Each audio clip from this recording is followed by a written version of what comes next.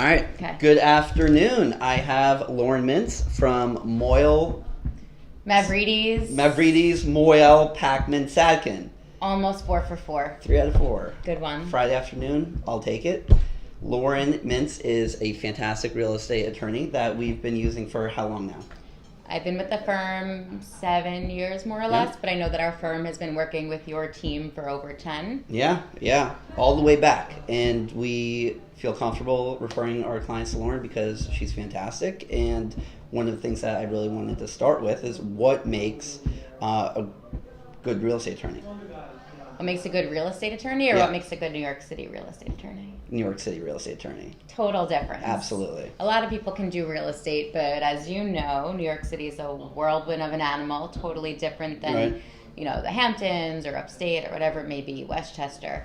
New York City is high-paced, Right. fast-moving, so you need somebody who's attentive, responsive, and moves quickly. Yep. If you sit around too long waiting on a deal, the deal's going to be gone. Right. And you need somebody who knows what they're doing. I mean, not all real estate attorneys review financials for a building or even know what an offering plan is for a building. The building's rules and policies, and really a comparative analysis of what you see in other buildings of similar type that your client's looking into. Okay, right. All good things. If you were to give a seller any advice at the beginning of the transaction, what would it be? Pay attention to your attorney, be responsive to your attorney, hire a New York City real estate attorney, and full disclosure and transparency. Okay. All right. Makes sense. And then, so that, I guess, brings me to my next question, kind of a tie-in. 3 most common mistakes that you see sellers make throughout the process.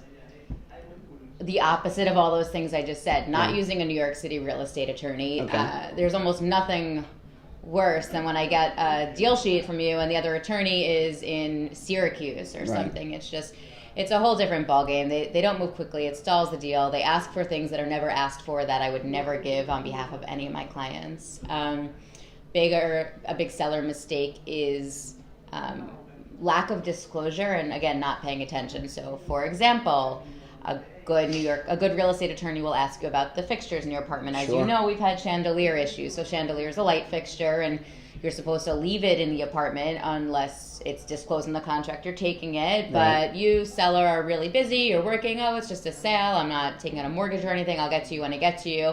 And it completely slipped your mind that you're completely intend to take your grandmother's chandelier. Right. We get to closing, you take it, it's missing, the buyer's expecting it, and now you have to put it back in or give a huge credit to your buyer. So just full transparency, full disclosure. Another big seller issue, if you don't use an attorney practicing real estate, is FIRPTA. Sure. Right? So foreign withholding tax, as you know, if you don't tell your attorney that you're not a U.S. citizen, they can't exactly nip it in the bud, and by that meaning you are potentially giving up 15% of your gross sales price to the IRS at closing. Nice chunk. Not the best surprise. Not the best surprise, and completely avoidable if you pay attention and hire the right people. Has that ever happened to you before?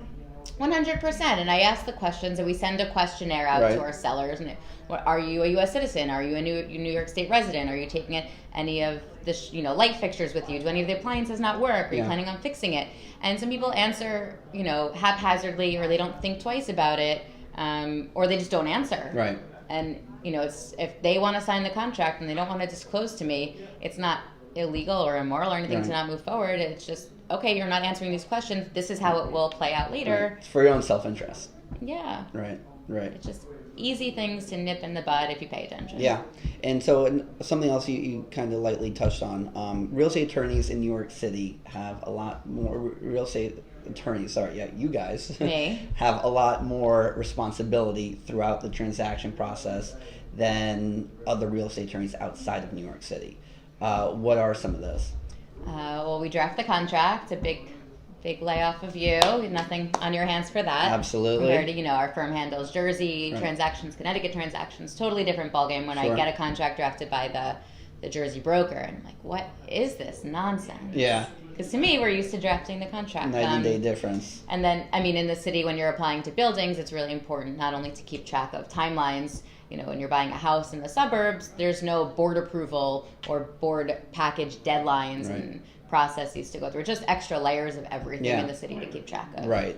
Like looking at the building's financials, the offering plan, the minutes. These are all things that outside of New York City aren't really applicable. Aren't real. Right? I mean, the chance that you're finding a co-op anywhere outside of New York City is so slim. It's almost non-existent. Yeah. Not totally, but you know, like if you don't do New York City real estate, you don't do New York City co-ops, you're not analyzing the same financial statements as you know, ever. Yeah. Even a CPA, I mean, it's a different lens that you're looking at, because a CPA will say this building's terrible, and I'm going to say, well, if you're looking at a 5-unit co-op in Soho, chances are every other 5-unit co-op in Soho is going to have something very similar. Right. So. Understood. What's the craziest thing that's happened to you at closing? That would be when my client's water broke and went into labor at the closing. I've never seen somebody's water break in person. Same. I've only heard about it, so I wasn't really expecting that or know what to do. I mean, she was very pregnant. We did, you know, advise her to give us a power of attorney so we could sign for her. Right. And there it wasn't. It happened. Wow. You know, she was a seller, thank goodness, so it wasn't a lot to sign. It was I said, you just have to trust me, everything's right, sign your name here, I'll bring your checks to the bank. And did she want to stick around, or she was like, yeah, well, no, you're she good? knew it was either sign all the documents or take the time for us to get a power of attorney done. Right. So I said, just sign here. She was out in 5 minutes. Right, and I hope her husband was with her? With her and went to the hospital with her. All right. Yes. Wow. Exactly. What a That trooper. was exciting. Yeah. Yeah, she really wanted to be there. You know, good karma, wanted to meet the buyers. And, you know, I hope all is well with her. That was a few years ago. Yeah, that's tough to top. Any other stories? Close seconds? Close second, I had a buyer's attorney. I was representing this seller. Call me earlier the day of the closing and say, just want to give you a heads up. My client called me. She's with her broker. They went to the apartment for the final walkthrough. Yeah. And now, as we know, and as we explain to our clients, the apartment has to be broom clean and vacant for the final walkthrough. Right. So this buyer can see what they're buying, no damage. So apparently they knock on the door, and not only is the buyer there and not moved out, she was taking a nap in her bed and just didn't know what day it was, forgot she was closing, didn't move out, and we adjourned the closing. And, I hope she remembered she was selling the apartment. yeah, I think she knew she was getting a lot of money. I just think she forgot it was that day. Right. Wow. So that was a fun one. Not a small detail, but yeah, those are Just both good. Just a little Right, thing. Just right. the little things. Yeah. There's only so much you could do to protect your client if they don't want to think for themselves as well. You know? Absolutely. We try to make it foolproof. I know you guys do as also very bulletproof lists and details and reminders, but there's only so much you could do. I can't go there and move you out. You're exactly right. Well, we really appreciate you coming by our office on a Friday afternoon nonetheless. I know we're working on a couple of deals together, and so hopefully this is it. No more disturbances or taking you out of your office for the rest of the weekend. It's, as long as you don't call me asking where the workload is later, it's like, well, I was with you. I'm sorry. But it's always a pleasure to see you. Thank you for having me. Absolutely. Thanks for coming by. Yeah.